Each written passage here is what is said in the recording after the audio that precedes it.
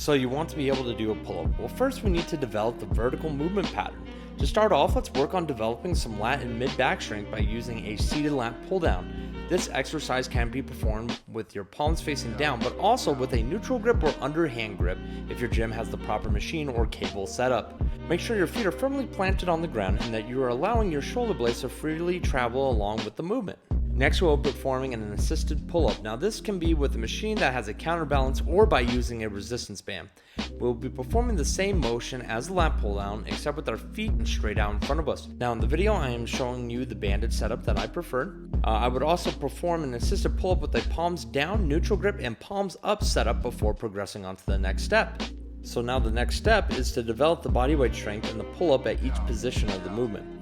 Now you can still use the banded or machine variations before going to this step, but I believe using a box and simply holding yourself at the top position for time and slowly lowering yourself down for time will develop the optimal amount of strength needed to perform a pull-up. I hope this video helps, and I'll catch you in the next one.